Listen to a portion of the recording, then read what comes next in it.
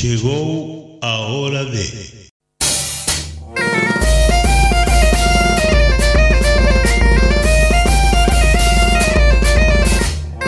ABC, órgano de difusión de la Asociación Benéfica y Cultural del Partido de Corcubión.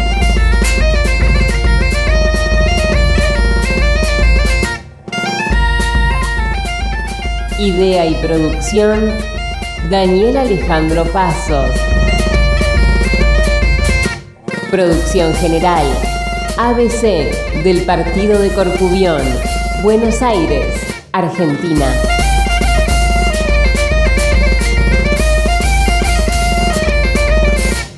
Hola, hola, hola, ¿cómo les va? ¿Cómo andan? Espero que muy bien. Un programa más de Radio ABC. Como siempre digo, ya esto ya es figurita repetida. Y hoy nos vamos a ir hasta la tierra de ese gran poeta gallego, el cual es extraordinario. Nos vamos a ir a Ponteceso, a la tierra de Noso Pondal. Pero no vamos a hablar de Pondal precisamente, sino algo muy especial, que a muchos seguramente les va a dar un poco de cariño, de romanticismo, acordándose de cuando eran niños o de lo que les contaban sus abuelos o sus padres, seguramente. Vamos a hablar de los juguetes y vamos a hablar con el director general del Museo de Etnolúdico, ¿sí? El Melga de Ponteceso, que es un museo del juguete que existe y que es uno de los más importantes del mundo, aunque ustedes no lo crean, y está ahí en Ponteceso. Y vamos a hablar con don Ricardo Pérez Verde. Es el fundador del museo, el director general del museo, y además es un profesor de educación física. Ya lleva una carrera extraordinaria, porque ya tiene 82 años este hombre, y fue además profesor en la Universidad de La Coruña, y como me contaba en la nota, ahora que estoy jubiloso, me dice, no jubilado porque sigo trabajando, me dice, estoy jubiloso, puedo seguir ocupándome de la afición que tuve toda la vida de juntar juguetes por todas partes. Por todos lados a donde voy compro juguetes, colecciono, compro juguetes antiguos y los puso todos en este museo, en este hermoso museo que tiene, él tiene guardados más de 14.000 juguetes. Bueno, ya lo va a contar en la nota y ya va a contar lo que es el Melga, y la verdad que, bueno, es una nota para escuchar, para deleitarse, para acordarse. Yo cuando hablaba con él me acordé de un montón de cosas que me contaba mi abuelo, de lo que jugaba mi abuelo, cómo jugaba, de los nombres de los juegos y de un montón de cosas que la verdad que es maravilloso poder conversar con este extraordinario, porque otra cosa no se le puede decir, personaje de ahí de la zona de Ponteceso y director de este museo tan importante que tiene Galicia y ahí en esa zona específicamente, ¿no? Así que bueno, no perdamos más tiempo, vayamos a la nota directamente. Bueno, directamente no, porque como ustedes saben, voy a arrancar con un poquitito de música y después va a la nota, porque todo esto, como siempre, va mechado con la mejor música de Galicia. Nos vemos al final, ¿qué les parece?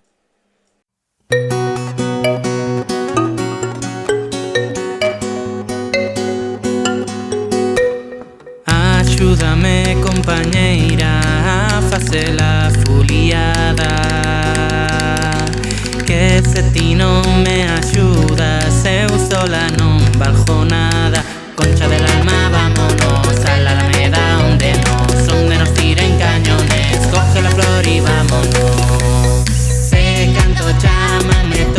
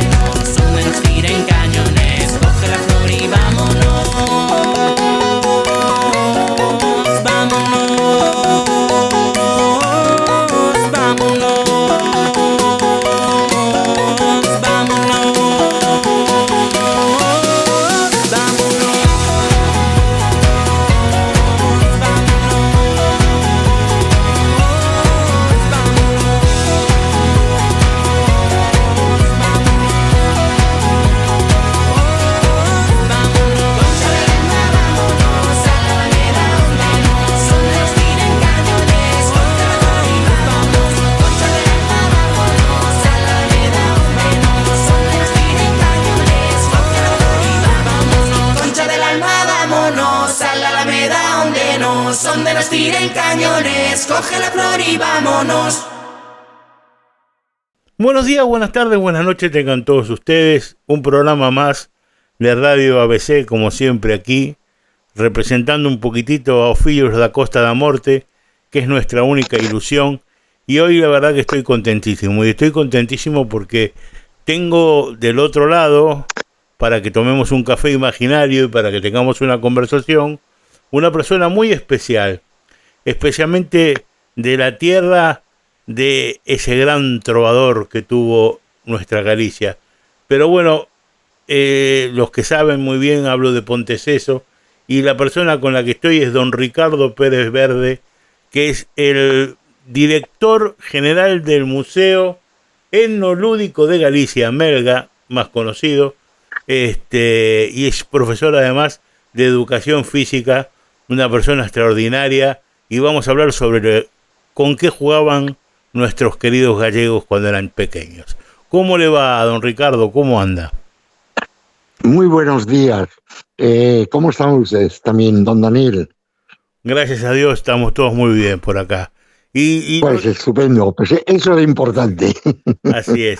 Y lo llamaba específicamente porque cuando leí esta palabra, etnolúdico, sí, lo primero que me preguntaba es, bueno, la voy a ir a buscar al diccionario. Y la verdad que no la encuentro. Digo, qué raro que pongan un museo con esa palabra. Entonces le pregunto a usted, que seguramente me va a poder desanar, ¿qué significa etnolúdico? Pues se lo agradezco muchísimo porque es una palabra que inventé yo hace, bueno, pues 12 o 13 años más o menos, al salir de la universidad. Yo he sido profesor de la universidad de aquí de La Coruña, y entonces yo tenía pensado que en el momento que fuera jubiloso, no jubilado, porque sigo trabajando con 82 años, sigo trabajando, entonces dije, quiero que yo cuando termine mis clases, porque además de profesor de educación física, también tengo otras carreras, pero sobre todo he sido profesor de historia, de historia del juego y del deporte. Ajá. Y dentro de ese campo, lógicamente, para mí el juego tradicional pues es fundamental. Entonces yo quería dar una visión, quería cuando ya estuviera jubiloso, pues realmente realizar un reto que me parecía, bueno, muy lejano y sobre todo pues un reto muy difícil, que era hacer un museo. Porque claro, todas las piezas que yo tengo, más o menos, pues eran para mis clases de historia. Ajá. Entonces yo ya desde pequeño, lógicamente, pues era coleccionista. Un poco de todo, como hemos sido todos. Seguramente usted, siempre hay alguna afición que tenemos de coleccionista, ¿no? Estuve leyendo yo una nota ahí en La Voz de Galicia, donde usted contaba una hermosa anécdota de su, no sé si era su tío o su abuelo, que le había hecho un saco para poder meter todas las cosas que usted iba recogiendo desde pequeño por las calles o por las casas. Una cosa muy linda, muy tierna. Cuénteme. Uy, tengo que tener precaución porque creo que ha buscado y rebuscado mi vida, mi hoja de vida. Pues sí, es una anécdota que yo en las visitas guiadas en el museo, pues realmente siempre lo digo. Dice, es que mi mamá me llamaba de pequeño, o sea, cuando yo estaba en Ponteceso, pues me llamaba el hombre del saco. Pero no con la idea que teníamos cuando éramos pequeños de el hombre del saco era aquella persona mala que nos iba a coger y llevarnos en el saco y todo eso. No, era al revés. Entonces mi abuela me había hecho una bolsita, claro, en aquella época no teníamos bolsas de deportes como tenemos ahora. Y entonces yo voy, y hoy en día me pasa lo mismo. Hoy en día me pasa lo mismo porque voy por la calle, o voy a la playa, voy al monte, y yo estoy siempre recogiendo cosas. Mi mujer siempre me dice, pero bueno, ¿vienes conmigo o estás recogiendo material para hacer confeccionar juguetes y juegos? Bueno, y entonces por eso me llamaban el hombre del saco en mi casa. Y así empecé yo, pues desde pequeñajo, a lo mejor yo recuerdo con de 6 o 7 años ya empezar a coleccionar de cualquier cosa. Era muy curioso ya de muy pequeño. Y entonces, bueno, a lo que antes usted me preguntaba, ¿por qué esa palabra? Entonces yo estuve dándole vueltas, qué es lo que yo pretendía para hacer el museo. Entonces, para hacer el museo, entonces me vino pues ese acrónimo de 2 palabras que es etno y lúdico. Etno significa grupo, tribu, pueblo, en donde el lúdico es el juego. Entonces, yo pretendía que el museo fuera realmente para aquellas personas que les gustara el juego. Entonces, por eso le he denominado el Museo Etnolúdico para aquellas personas que les gusta el juego de Galicia. Hoy en día le puedo decir que es un referente en todo el mundo, nuestro museo. Yo siempre digo que tiene 3 pequeñas cualidades. Que es pequeñito, que es, bueno, modestito, humilde, pero es muy original. Y esas son las 3 condiciones que yo les pongo, ¿no? Ahora, entonces, bueno, pues yo he visto fotos del museo y sí. No es tan pequeño. Es un museo claro, pero, que se precia como corresponde, está muy bien. Por ahí ahora inclusive estuve leyendo que le están arreglando un poco la fachada, le están dando, como decimos aquí, una lavada de cara. Pero es un sí, muy buen museo. Sí, pero ¿cuál es el tema? Es que ahora mismo, claro, le comentaba un poquito después cuando salgo de la universidad y entonces yo propongo hacer a la propia universidad un museo con todo el material que tengo yo, pues y el que tengo en cajas todavía. Pero en exposición, yo ahora mismo, por eso digo que es pequeñito, porque significa que tengo en exposición sobre unas 4.000 piezas nada más. Y tengo 2 salas. Pero es que ahora yo ya tengo más de 12.000 piezas. Entonces, ¿qué es lo que hago? Pues realmente ir modificando, porque mira, Daniel, tengo gente que es fiel al museo. Es que la cita anual de los colegios, por ejemplo, o por ejemplo, asociaciones, sobre todo de personas mayores, que quieren recordar, porque otro de los aspectos, por eso le digo yo, que ahora le comento la segunda parte, porque le digo que es modestito y humilde, porque claro, yo tengo piezas, las más antiguas que tengo son 2 o 3 que tengo del siglo XVIII.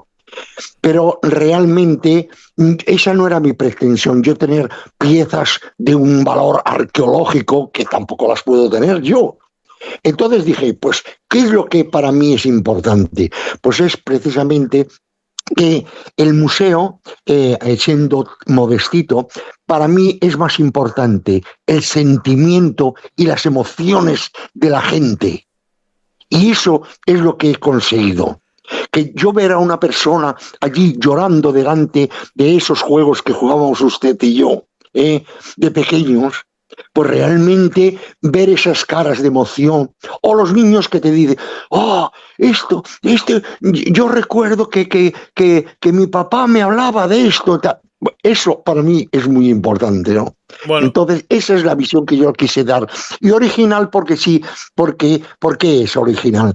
Porque claro, como le digo yo a la gente que viene y dice, aquí se viene a divertir uno, a pasar un rato agradable y sobre todo de nostalgia, de recordar aquello que nuestros abuelos o nuestros tatarabuelos pues jugaban, y entonces hay que recuperarlos, y eso es lo importante. Exactamente, don Ricardo.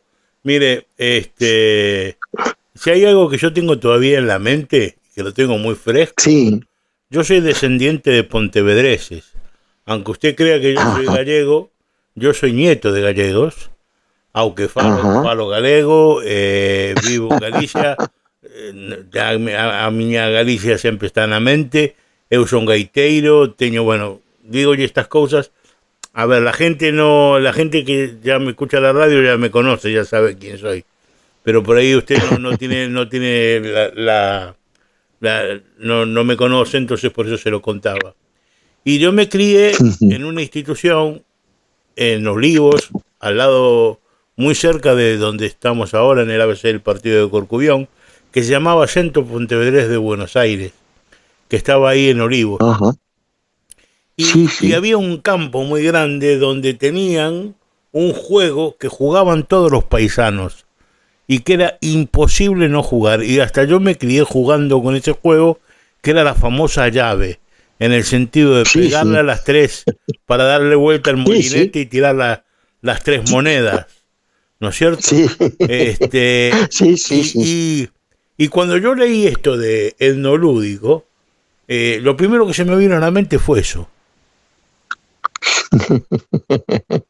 Justamente. Pues bueno, ya tenemos la gran suerte que ya, pues en el proceso evolutivo de los juegos realmente, pues ya hoy en día la chave, y fue yo tengo en mi ser, pues bueno, un gusto sobre todo, porque yo cuando era pequeño, porque me pasa igual que a usted, eu falo galego, pero realmente eu son de Ibiza. Claro.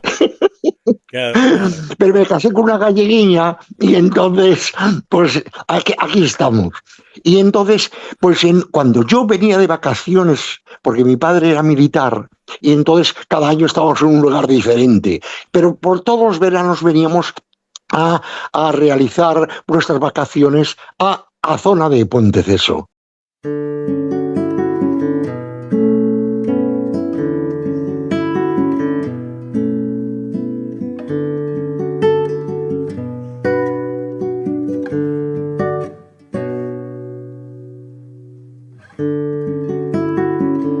Todo termina mal.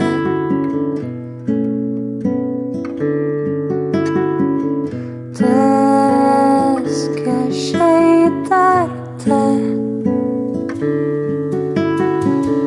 a esta verdad.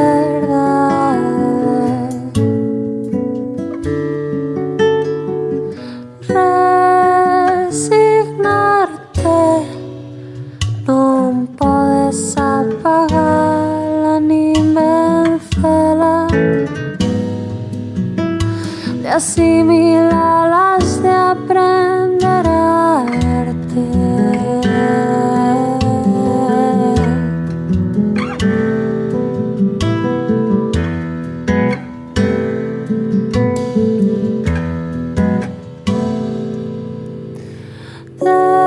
Tens que portarte como se viver, você aprender a morrer. Tens que portarte como se estar, você aprender a partir, aprender a partir.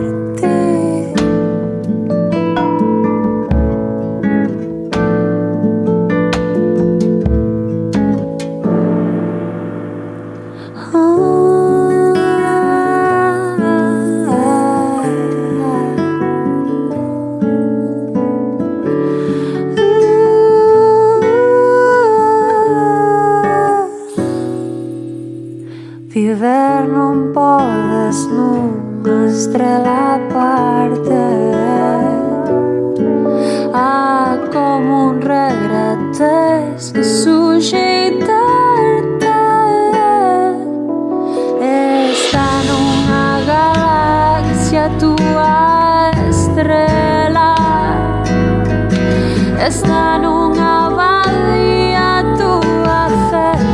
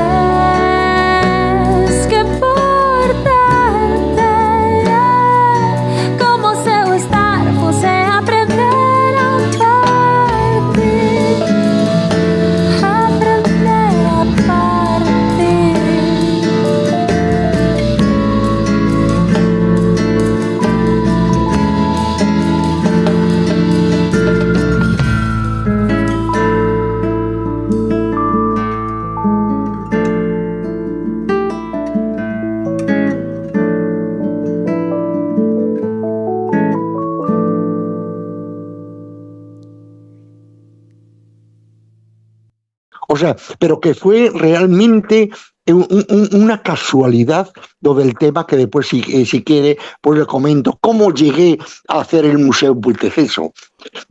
Fue casual, eso ya le digo. Estuve 3 años buscando un lugar, una ubicación, porque yo ponía 3 condiciones para hacer el museo, ¿sabe? No lo podía dejar en un sitio. Esa era mi mente. Si lo conseguía, bien; si no lo conseguía, pues ¿qué le íbamos a hacer? Entonces yo pedía para que dejar el museo, tenía que haber 3 condiciones sine qua non. Una, que hubiera un parking, un aparcamiento grande para los autobuses, para los niños y personas mayores con dificultades de movilidad, etcétera, etcétera, pero por lo menos para 4 autobuses. Entonces, esa era la primera condición, y sobre todo que no hubiera peligro de ninguna clase para entrar. O sea, que bajabas del autobús y realmente entras en el museo, sin ningún elemento que entorpeciera pues la bajada o la entrada al museo. Segundo, que tuviéramos un espacio diáfano. Yo pedía hace 15 años, pues que realmente pues tuviera 500 metros cuadrados para realmente pues tener un espacio para meter todos mis objetos, ¿no? Y bueno, tengo ahora mismo casi, por eso dice usted que no es pequeño. Sí, para mí ahora ya es muy pequeño. O sea, es sobre 1000 metros cuadrados, 800, entre 800 y 1000 metros cuadrados. Y tercero, realmente que hubiera un campo de juego al lado del museo. Exacto. Esas 3 condiciones para mí eran fundamentales. Y hasta que llegué a Puenteceso, dije yo, bueno, voy a mirar, que allí pasé muchos años en vacaciones y tal. Llegué allí y hablé directamente con el alcalde, claro, y me dice, oye, yo cumplo las 3 condiciones. Dije yo, no lo creo. Llevo 3 años buscando un sitio. Y uno no tenía, por ejemplo, pues el aparcamiento, era muy pequeñito; otro no tenía espacio, era más pequeño, a lo mejor 100 metros cuadrados, o realmente no tenía campo de juego. Y entonces me dice, sí, es que además, Ricardo, me vas a venir muy bien. ¿Por qué? Porque tengo inaugurado una Casa de la Cultura hace 2 años y no sé qué meter en él. Si tú estás dispuesto y yo cumplo las 3 condiciones, adelante. Y así fue. Pero yo he visitado todos los...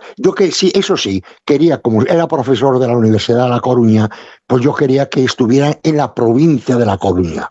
O sea, me daba igual que fuera, en este caso, Betanzos, Santiago de Compostela, cualquier sitio, Boiro, Arzúa, Corcubión, cualquier sitio, pero que cumpliera las 3 condiciones. No, por supuesto. Entonces, ese fue, y lógicamente yo tengo que agradecer muchísimo al Ayuntamiento de Puenteceso, que realmente pues me apoyó, pero desde el primer momento, pues el alcalde José Luis Fondo, que realmente me hizo. Y como le digo yo estoy agradecido precisamente porque yo, sin tu instalación, porque yo no podría tener el museo, lógicamente.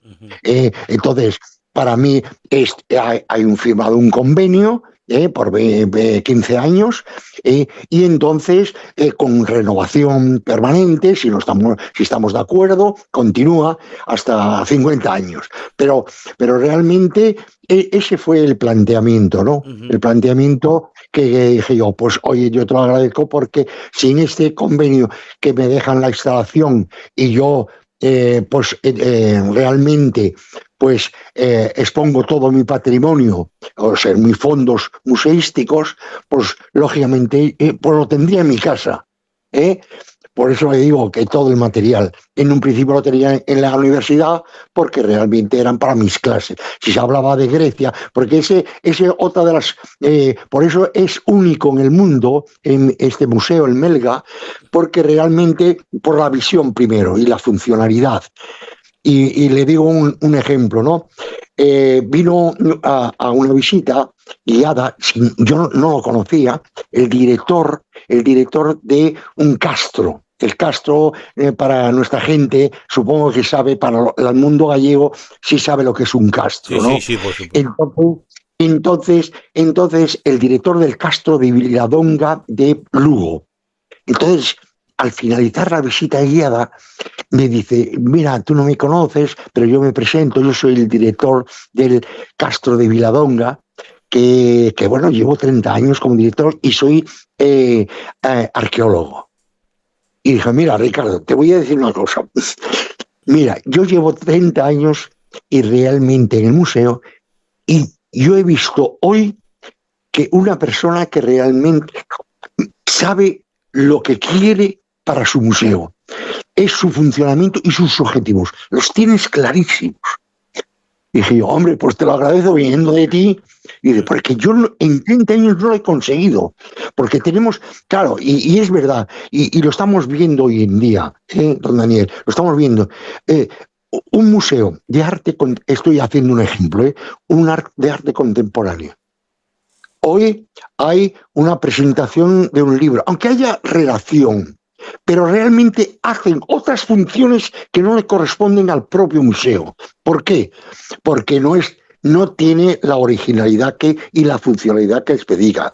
Yo cuando hablo una actividad la hago con referencia exclusiva a lo que es el juego, el deporte. Exacto. O, en este caso, en gallego es una palabra que me encanta, que se llama os enredos. Sí, sí. Enredos significa confeccionar el elemento para jugar. Para mí es fundamental. Y yo me considero un poco un pedagogo del siglo XVII, XVI y XVII. Y entonces Loeb, que era un pedagogo, decía siempre que no se podría ser feliz jugando si no se confeccionaba el elemento para jugar. Y tiene toda la razón. Así es. Porque, y usted se dará cuenta, o todos nuestros oyentes se dan cuenta, si tú haces ese juguete, lo tienes eternamente. Hoy en día los niños van al comercio, compran uno industrial, se rompe y compran otro igual. Pero el tuyo siempre lo tienes en máximo cuidado. Y siempre. Y tengo ejemplos claros. Una persona de 90 años que vino al museo y me dijo, Ricardo, mira, esta peonza, en gallego se llama buxaina, esta peonza lleva conmigo 70, 80 años. No recuerdo, bueno, más o menos, más de 80 años. Pero la tenía en mi mesita y nunca la saqué. Pero si quieres yo te la doy para la exposición. Así bueno, eso pues mira. Eso me abre el lugar para poder preguntarle algo que verdaderamente a mí a ver, mi abuelo me contaba por ahí que bueno, ellos tenían la costumbre por ahí de jugar, pero jugar en el campo, con los animales, por ahí, con alguna piedra, o algo por el estilo, pero nunca me contaron que tuvieran juguetes. Y la verdad que, sinceramente, posiblemente cabe la posibilidad de decir de que, bueno, en aquel momento, España, lamentablemente, vivía un proceso muy duro. Exactamente. Una posguerra durísima. Exactamente, donde cuadraba la indigencia más que la pobreza muchas veces. Claro. Y entonces siempre tuve la curiosidad de saber qué juguetes podrían llegar a tener mis abuelos. Entonces me gustaría que usted me encanta la pregunta. Me gustaría que me contara usted con qué jugaban mis abuelos en el año 1908, 1907, 1906, allí en Galicia.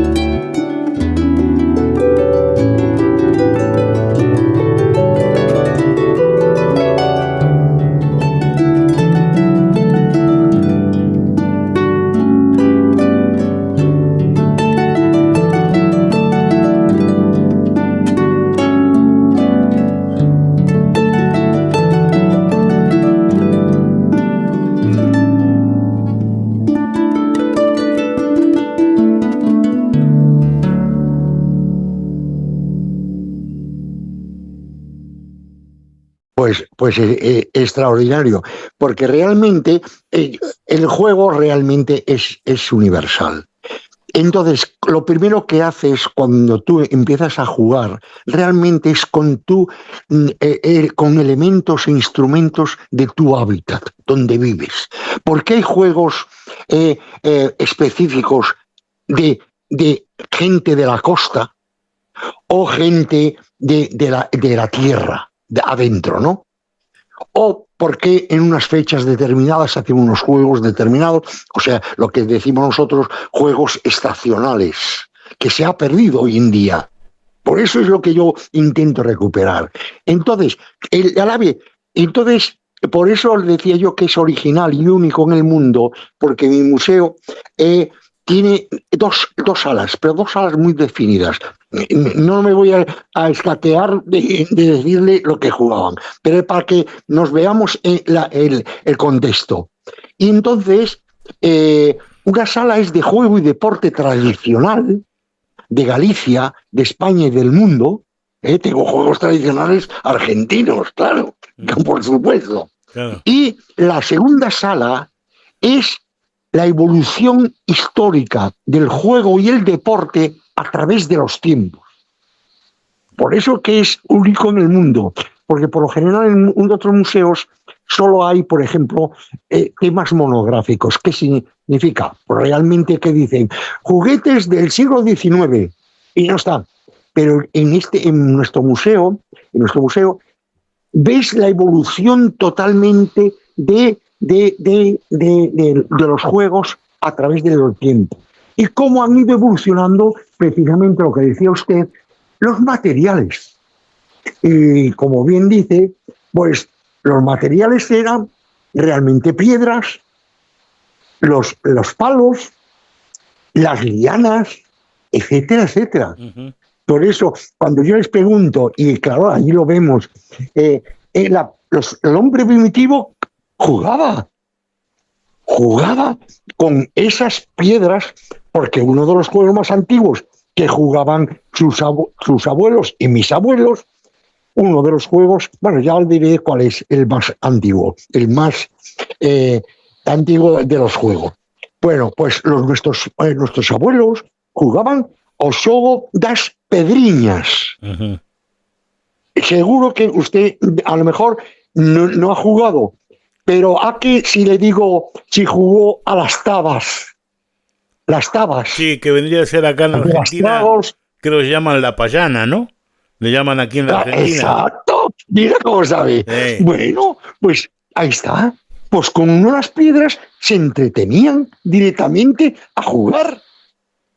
Pero fíjese usted, lo mismo, el elemento más antiguo que tenemos solo tiene 125.000 años antes de Cristo, del hombre del Paleolítico. Entonces, el primer juego, en un principio era utilitario y segundo era recreativo. Entonces, primero es la utilidad de para qué se hizo ese elemento, para después convertirse en los niños y los mayores también en un entretenimiento. Pues el primero se llaman lo que son las bramaderas. Uh-huh. En Galicia me encanta, porque es una palabra que también he investigado y no la conocen ni los filólogos de Galicia, conocen esa palabra. Se llama el roncollo. Roncollo, ron. Y en Galicia también se llaman foadeiras, uh-huh, o zoar. Zoar en gallego significa zumbar. Luego, es una tablita que se añade a una cuerdecita y se gira en el aire y hace un sonido de pájaros, que eran en un principio, ellos en la utilidad que tenían los hombres primitivos era para ir de caza, era un reclamo de caza. Entonces hacen sonidos, yo tengo unos muy bonitos de Australia, unos confeccionados por mí, y otros confeccionados, fíjese usted, le he dicho que me hicieran los paleontólogos de Atapuerca, de Burgos, uh-huh, el gran paleontólogo Arzuaga, me hizo uno de hueso, auténtico. Yo le mandé el grabado y me hicieron el propio, y otro de madera precioso. Uno era para atraer las lluvias y el viento, es precioso. Y además, qué sonido, es impresionante. Y otro era para la caza de patos, por ejemplo. Claro. Es excepcional. Y ese es el primer juego que está como catalogado. Y seguro que usted, el siguiente, ya se lo comento, sí que, porque ustedes también lo tienen, supongo en Argentina, sí, porque tengo los valeros. Sí. En gallego se llama embocabolas. Bueno, pues nuestros abuelos jugaban con eso. En cambio, en Galicia ha desaparecido y solo hay 3 modalidades de embocabolas, o sea, de valeros. Pero realmente en Galicia solo encontré los que se llaman de cazo. Uh-huh.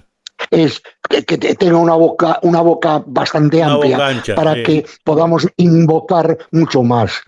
Pero bueno, pero ese es el segundo. Y el tercero, seguro que se acuerda también, y jugaban, seguro, porque hoy en día en todo, yo que viajo, soy muy viajero, y entonces viajo por todo el mundo, y entonces en todos los sitios que he ido se jugaba, que era realmente las cunitas de gato, no sé si se acuerda usted, que era un hilo, que en gallego se llama ofío o leito. Leito es cunita, ajá, o sea, berce.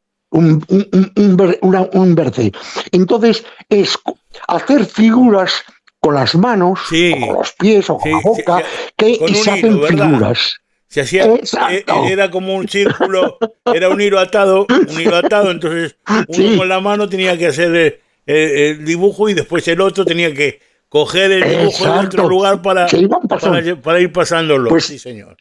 Don Daniel, le digo, el récord lo tenemos porque también es curioso la originalidad del museo, es que todos los juegos, porque es interactivo, y entonces hacemos como unos 25 o 30 juegos en la visita, en el propio museo, o bien exterior, si tenemos buen tiempo, y son juegos de lanzamientos y tal, que no se puede, o bien de interior, y los hacemos dentro del museo, ¿no? Y entonces, bueno, pues hacemos todos estos juegos allí, y realmente, pues bueno, la gente queda, y los propios niños te dicen, ¡oh, pero si estas son cosas sencillas y no valen dinero! ¡Claro que no valen dinero! Ahora, le quiero hacer una pregunta, ¿no? Sí. Con la cantidad de enterramientos célticos, protocélticos que hay ahí en la zona, sí, de la Costa da Morte, ¿no? Que son montones. Sí. ¿No se ha encontrado algún juego en alguno de estos enterramientos y no se lo han dado para el museo de casualidad? También se lo agradezco muchísimo, porque una de las deficiencias que tengo en el museo realmente, hay otros museos, otras comunidades y tal, que sí la gente es muy dada a donar. Pues una de las deficiencias que tiene mi museo es, yo le digo, yo ayer terminé, hoy sale en la prensa una página entera del Melga, en donde hago una valoración de todo el año 25, ¿no? Y entonces he tenido solo 11 donaciones, pero donaciones muy pequeñitas. O sea, fíjese usted. En cambio, yo he adquirido este año 187 piezas y objetos, 2 de ellas geniales de 1920, las dos. Una de un columpio doble columpio de juguete para muñecas de Alemania, precioso, porque además es único porque por lo general en alemanes se hacía solo un columpio, en gallego ya sabes se llaman bambán, los bambanes. Y después uno que es francés, también de 1920, que es una carrera, es un hipódromo que se le da con una clavija y era de apuestas para adultos, pero para los niños también jugaban, de caballos, una carrera de caballos. Sí. O sea que para Argentina vendría fenomenal. Esas son 2 piezas. Sí, eso. Claro. Y entonces le voy a comentar algo con respecto al juego de caballos. Lo vi a uno de esos venderse en el famoso programa que tiene History, que es el que compra y vende antigüedades. Sí. Bueno, sí, justo. Y vendían un juego de esos. Sí, Así que sí me pero acuerdo. ya le digo. Así que, bueno, y entonces eso es lo que yo le decía, que como viajo mucho, pues siempre, digo yo, cuando te hago la visita, bueno, yo siempre llevo antes de los viajes una maleta vacía, pero después la tengo cargada de cosas. Entonces, sí, yo, por ejemplo, el año pasado, porque este año, bueno, no sé si lo sabe, pues estuvimos casi cerrados porque yo he tenido una intervención quirúrgica de una prótesis de rodilla y entonces, bueno, como yo soy el único que hace las visitas guiadas, realmente, bueno, pues hemos tenido un bajón grande, pero por circunstancias pues puntuales, ¿no? Pero realmente el año pasado hubo un colegio que ha venido 12 veces en el año.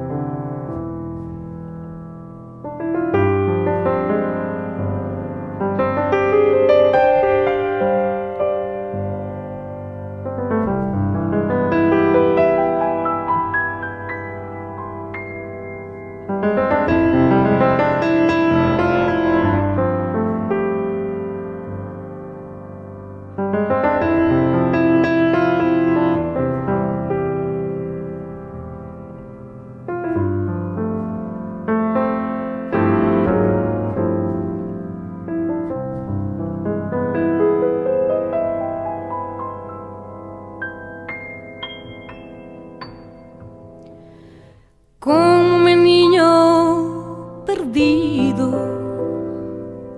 sinto na imaginación de que estás querendo a outro. Anunciamo o corazón que a Buenos Aires marcho mañana. Ay, ay,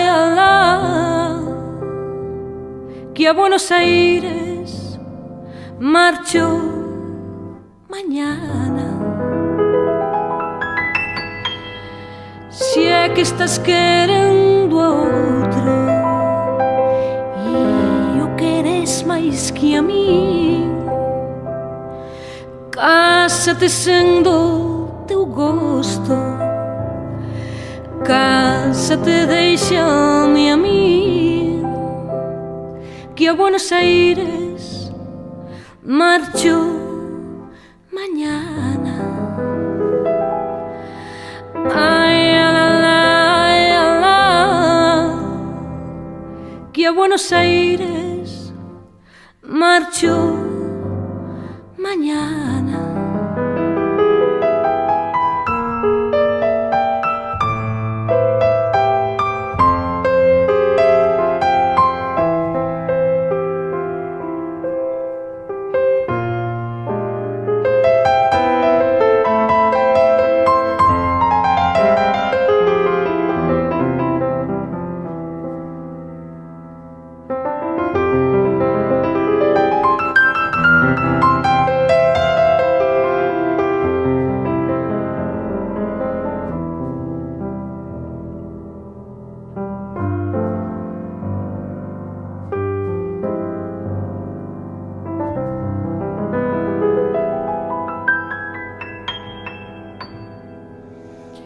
E agora que marcho eu desta terra para outra, com ahaugados teus olhos, lavará lá tua roupa, que a Buenos Aires marcho mañana. Ay, que a Buenos Aires marcho mañana.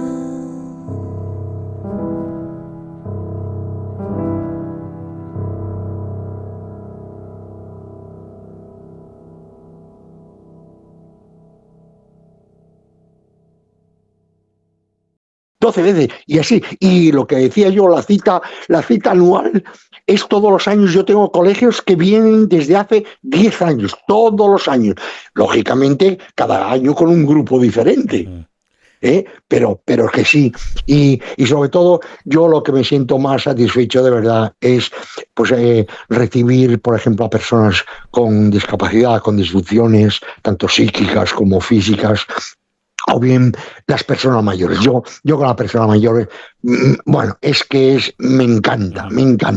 Y allí estar, pues eso, 2-3 horas en la visita, pues viendo aquellas cosas y explicándoles las anécdotas, pues eso a mí me satisface muchísimo. Aunque usted no lo crea, nosotros aquí en Buenos Aires todavía, inclusive en Montevideo, en Uruguay, o sea, en el otro lado de la costa del Río de la Plata, las dos costas del Río de la Plata, todavía el día de hoy sigue habiendo aquí grandes partidos de uno de los juegos más importantes que pueden llegar a representar a Galicia, que son los bolos celtas.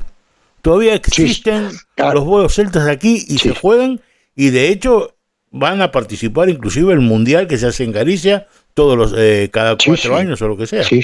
O sea que justamente sí, pero bueno, yo siempre tengo un pequeño problema.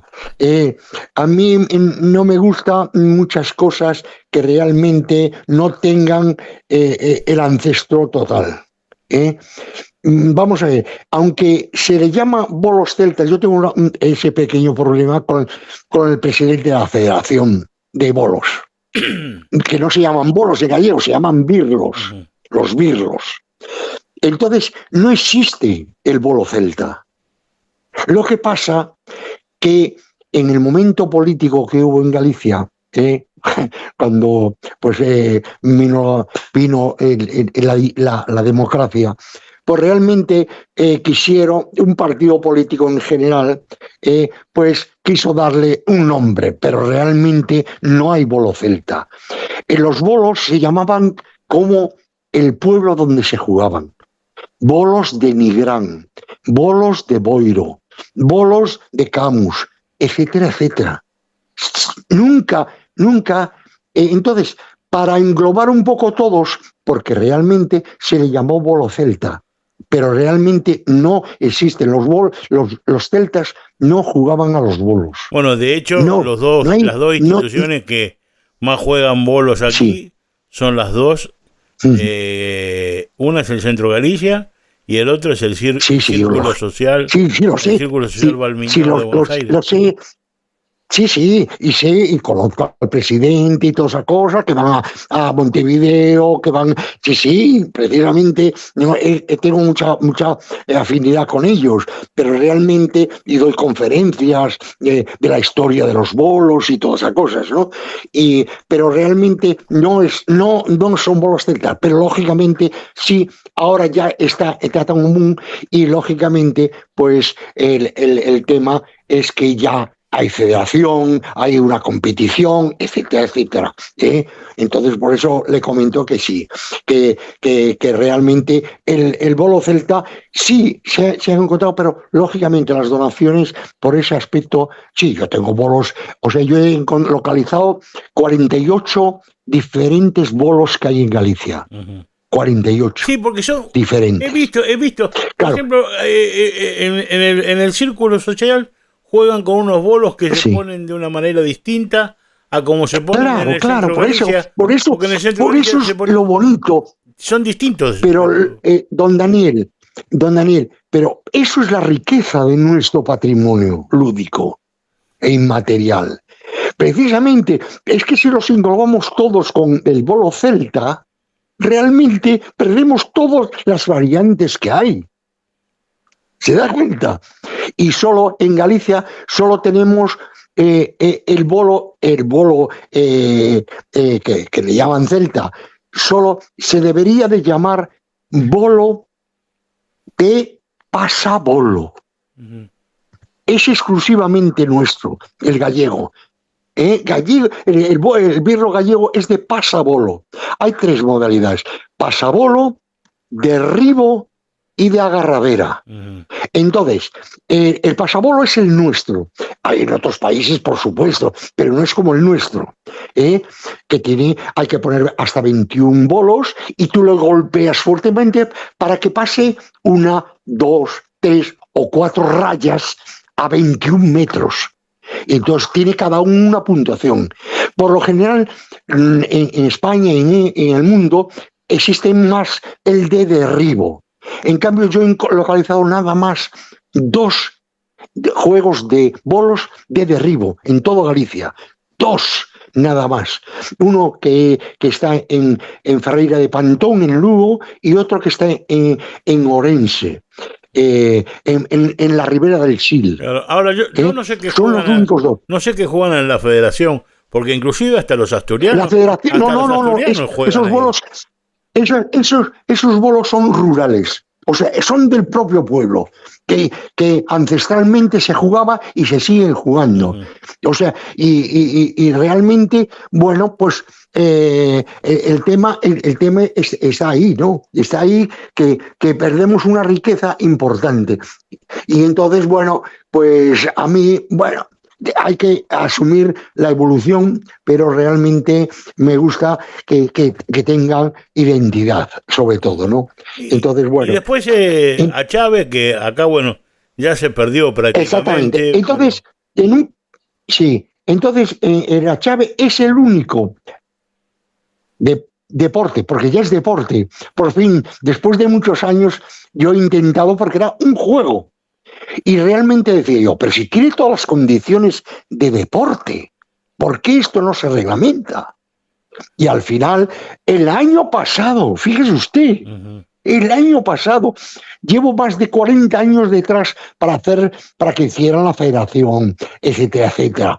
Bueno, hasta que los conseguimos, pero el año pasado, porque la política deportiva en nuestro país todavía aún parece que no es algo esencial para la vida. Es salud, es divertimento, es todo, el juego y el deporte ya para otras cosas. Porque yo siempre digo que tenemos 3 procesos, ¿no? El primer proceso es la primera fase, esa del entretenimiento, la confección. Segundo es el juego y tercero el deporte.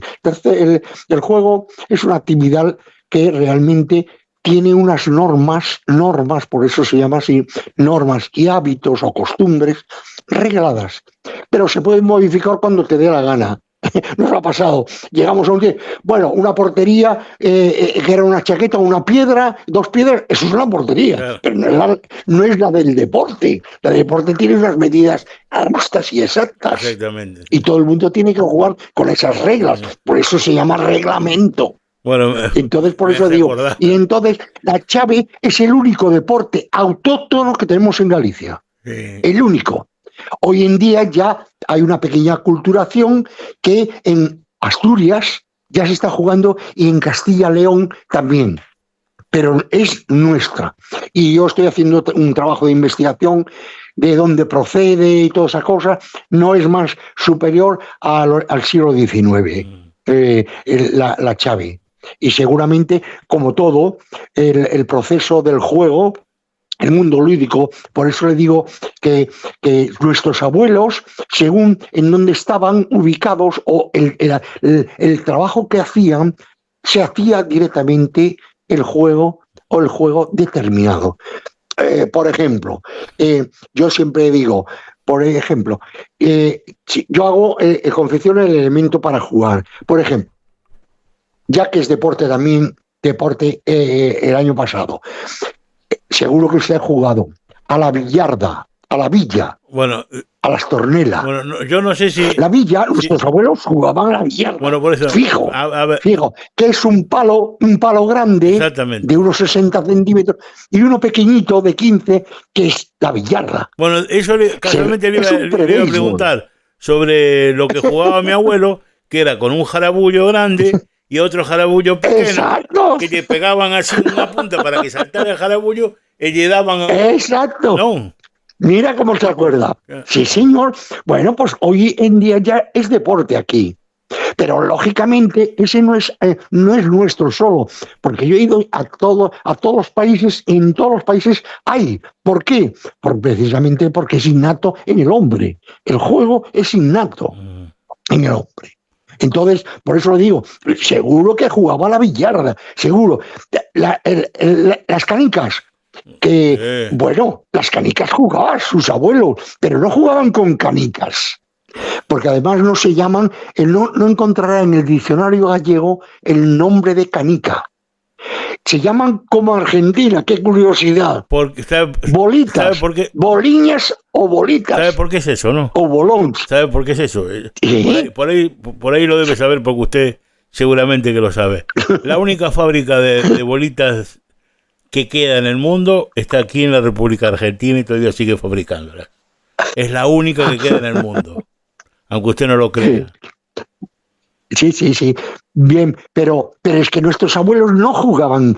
Yo aprendí con 82 años, yo cuando era pequeño, no aprendí con unas canicas de cristal como son ahora. Realmente se jugaba y aprendí a jugar con los bugallos o carrabouxos, que era crescencia de una avispita que pone y deposita los huevos encima de las hojas del carballo, del roble. Mire usted. No sé si ha visto usted alguna vez unas bolas que son grandes cuando la mosca o la avispita es grande, es adulta, hace unas bolas grandes en el carballo. Y las pequeñitas es cuando es inmadura. Y entonces con la pequeñita tirábamos con los dedos y a ver quién acertaba a la bola grande. Después ya de eso vinieron, lógicamente, las más antiguas son las de barro, que eso ya las tenemos en Mesopotamia y en Egipto. Estamos hablando de 4.000 años antes de Cristo. Uh-huh. Pero realmente no tuvimos influencia de los egipcios en Puenteceso, ni en Galicia. Entonces, todo, claro, como iban a los niños y las niñas, porque eran juegos mixtos, o sea, eran para ambos ramas. Pues si ellos estaban cuidando a las vacas y estaban en una carballeira, lógicamente jugaban con las que encontraban en el suelo. Seguramente. Y también mi abuela me contaba que por ahí jugaba muchas veces con una rueda y un palito que iban empujando la rueda para que la rueda llevara, exactamente, y que no se cayera. ¿Sabe cómo se llama? ¿Sabe cómo se llama eso en gallego? La gente no lo sabe hoy en día. Yo todos estos anécdotas pues las voy contando durante la visita, ¿no? Eso se llama andacamiños, porque se competía con la rueda a ver quién corría más con la rueda y el palo. Y el aro, en este caso. El aro también jugarían, sí, pero no jugarían con elementos metálicos, sino jugarían con lianas o bien más o menos ramas que podía doblarse bien y podían ser redondas. Uh-huh. Bueno, ya le digo, todos estos juegos hay. Otro juego, el zumbón, que le llamamos, que se hacía con dos botones. Se daban vueltas y se tiraba horizontalmente y hacía un sonido. Eso también era muy común pues en el principios del siglo XX, en donde, bueno, pues hacían todos estos juegos. Pero sobre todo, y tú encontrabas una rama y ¿qué hacías? Pues hacías un arco. Claro. Y cogías una flecha. Claro. ¿Y cómo hacíamos las flechas? Cuando éramos pequeños nosotros. Anteriormente se haría lo mismo. Pues con las varillas de los paraguas. Uh-huh. Se hacían arcos y flechas. Claro, con la varilla de los con paraguas. El material, y sobre todo lo que decía usted, no había un tema económico importante después de la posguerra. Entonces, todos los juguetes eran confeccionados artesanalmente. O lo hacían los padres, los abuelos, o aquel carpintero que era mañoso, o bien algún ferreiro, etcétera, que confeccionaban estos elementos, porque no habían para comprar.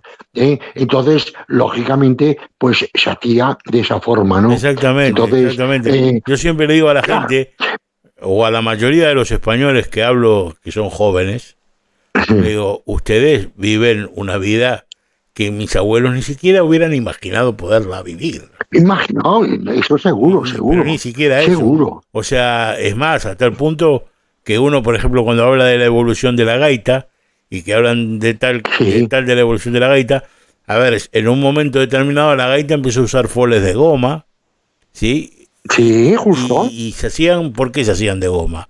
Porque aprovechaban las cámaras de los automóviles que ya no servían, o lo que fuera, entonces las reciclaban para que fueran foles para la gaita, porque no iban a matar un cabrito Claro, para poner un fole a una gaita. claro, justamente.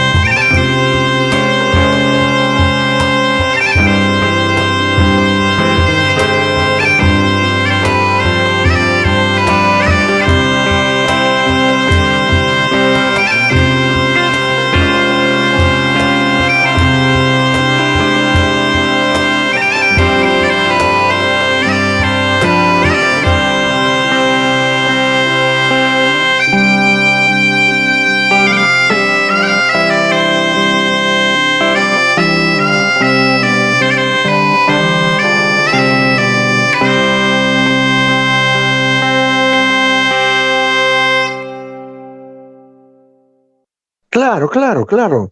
Por eso el tema de las y antes del plástico y todas esas cosas, bueno, del neumáticos y todas esas cosas, pues estaban eso, las vejigas de los animales. Exactamente. Y se hacían cornamusas, etcétera. Yo tengo una que me hizo un artesano que realmente es una vejiga. Una gaita, claro. Una gaita gallega, pero en este aspecto, ¿no? O los cuernos se aprovechaban para hacer trompetas. O sea, todo esto era lo que jugaban. Jugaban juegos sin material, pero también juegos con material, sí. Lógicamente. Y para ir... Entonces, por eso... Sí, yo le tengo que pedir disculpas porque el tiempo es muy tirano. Y lamentablemente tengo una determinada cantidad de tiempo para tener en la radio. Yo hablaría con usted, no sé, 2 años si quiero, porque la verdad que... Yo estoy encantado, encantado. Me Así encanta que esto. Yo me brindo que usted cuando tenga un pequeño hueco, un espacio, me llama y encantado. La pregunta vendría a ser, estamos en el siglo XXI, ya adentrados bastante en el siglo XXI, y la diferencia del juego fundamental que hay ahora es que lamentablemente los chicos juegan adelante de una pantalla. Ya no aprovechan el sol, no aprovechan el agua, no aprovechan el pasto, no aprovechan el sentimiento de la tierra. Y la pregunta fundamental sería...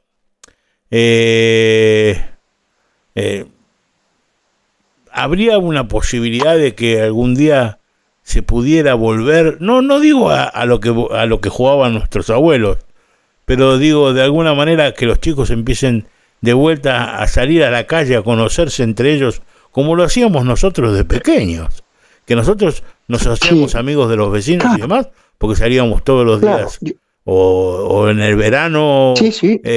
Todos los días, con los chicos del barrio, con los amigos. Claro. Sí, entonces, es así. La pregunta es esa. Eso es lo que yo siempre hago hincapié.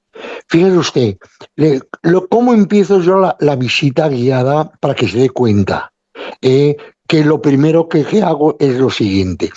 Tengo 2 cuadros en la entrada, en el hall del museo, 2 cuadros. Un cuadro que es el de Peter Bruegel, el viejo, un pintor holandés, que, pues he dirigido una tesis doctoral con un alumno mío, que vimos en ese cuadro de 1560, en donde aparecen en ese cuadro, y es de miniatura, 86 juegos diferentes del Renacimiento y 240 personas jugando en la plaza del pueblo. Fíjese usted.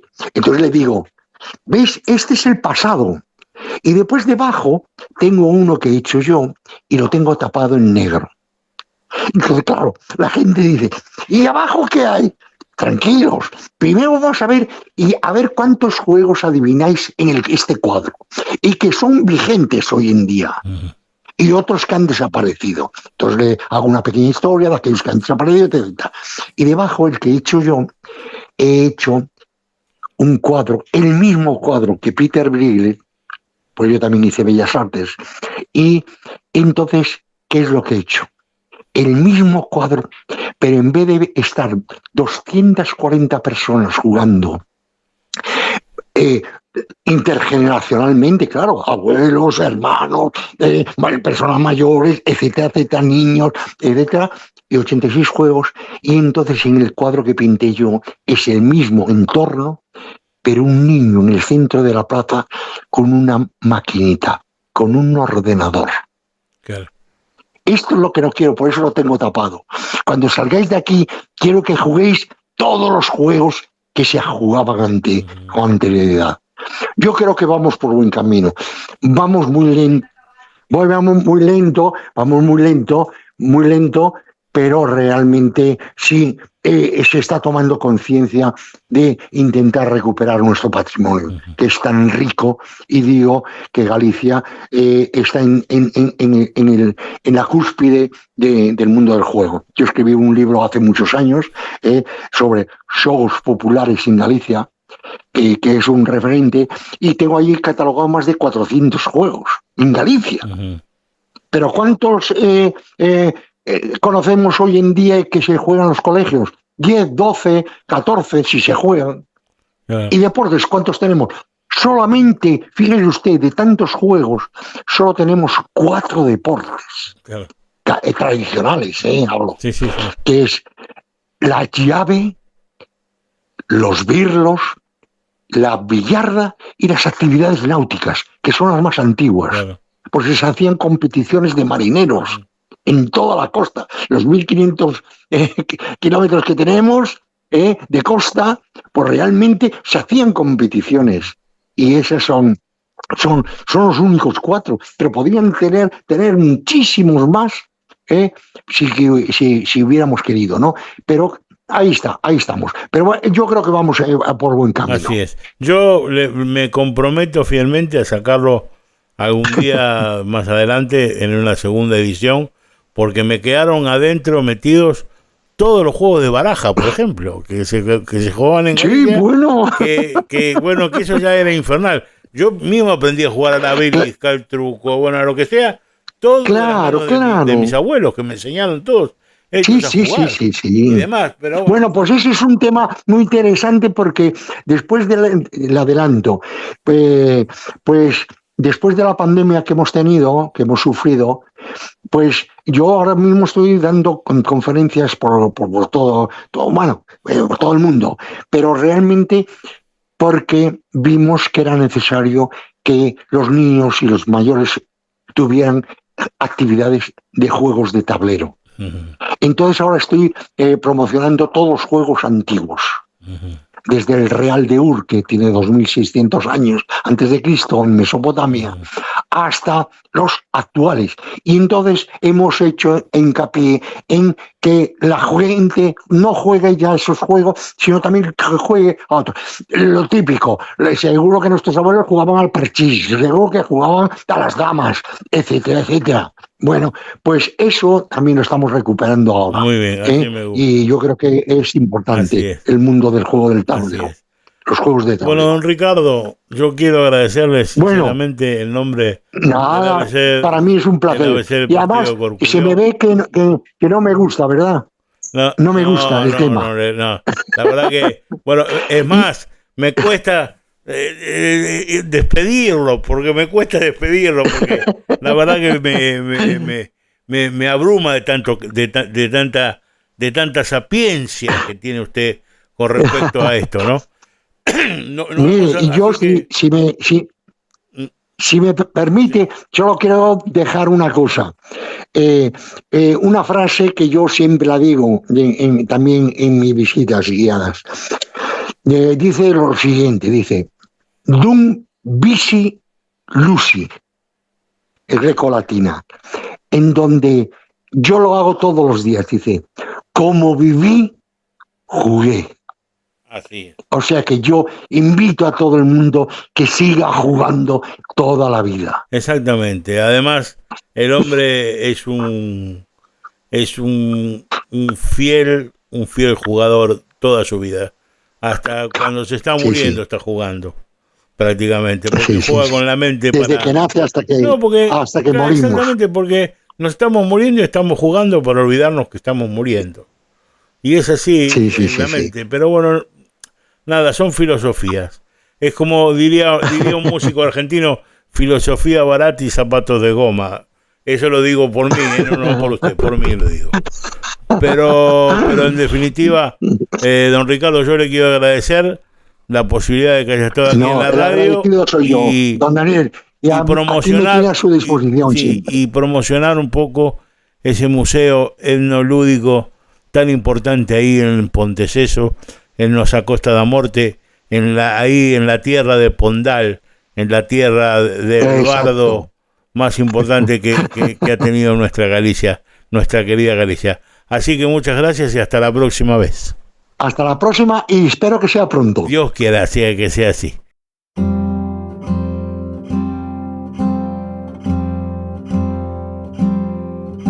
Soltado todo medo, sacúdete un medo, camiña tranquilo, non hai ningún erro.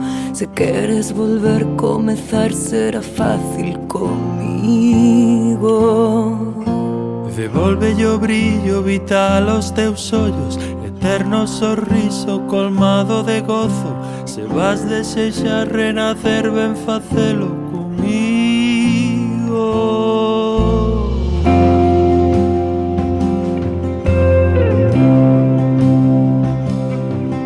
Comigo.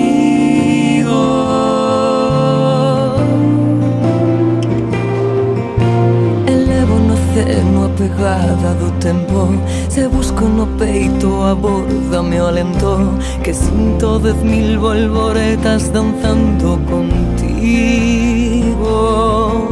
Atopo na pel distraído un debezo, que fingue feliz a virtude do afecto. Se podo volver revivir, vou facelo contigo. Contigo.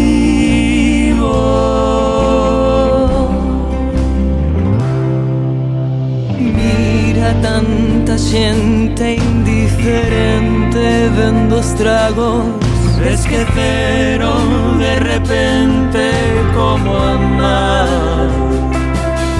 Pois quedémonos unidos, se pendemos deste fío. Atame a tua cintura, quero estar contigo.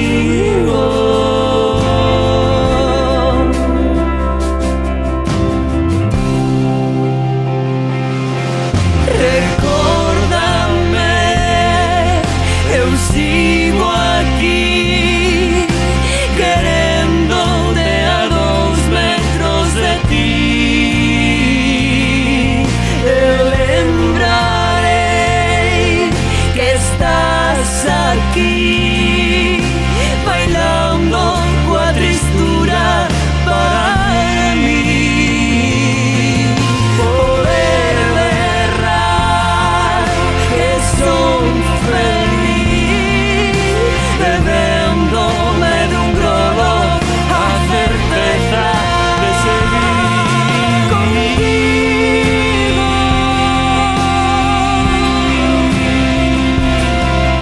Contigo.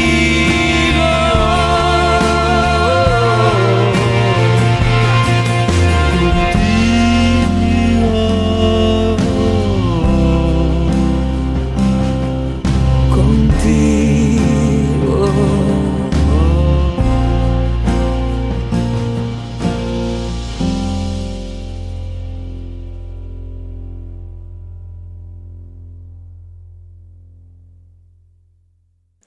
Y hasta aquí un programa más de Radio ABC.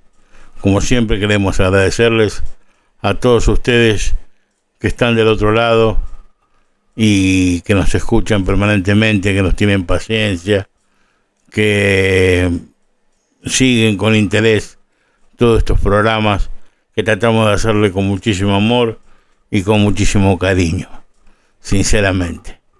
Y bueno, nada más que por hoy, pero no me quiero ir antes sin solidarizarme con las víctimas de estos 2 accidentes que hubo grandes del ferrocarril en España, los cuales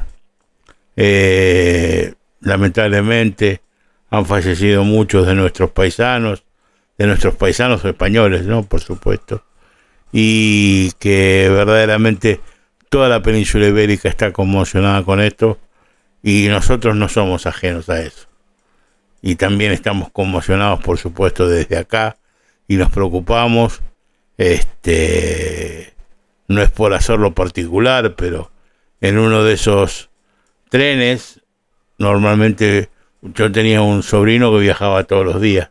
Ese día de casualidad no viajó, y tengo que dar gracias a Dios que no viajó, si no hoy estaríamos contando una tragedia en la familia. Así que bueno, nada, yo qué sé, son cosas del destino, Dios dirá, pero solamente decir que en este momento que la están pasando tan mal, nuestra solidaridad, cariño y amor y respeto por todos ellos. Nada más que eso. Y con esto nos despedimos, hasta la semana que viene si Dios quiere. Un beso muy grande y nada, chao.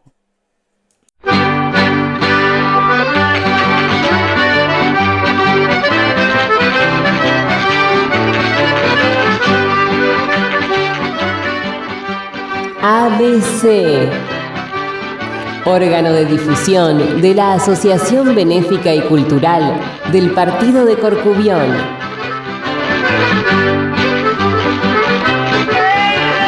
Idea y producción, Daniel Alejandro Pasos.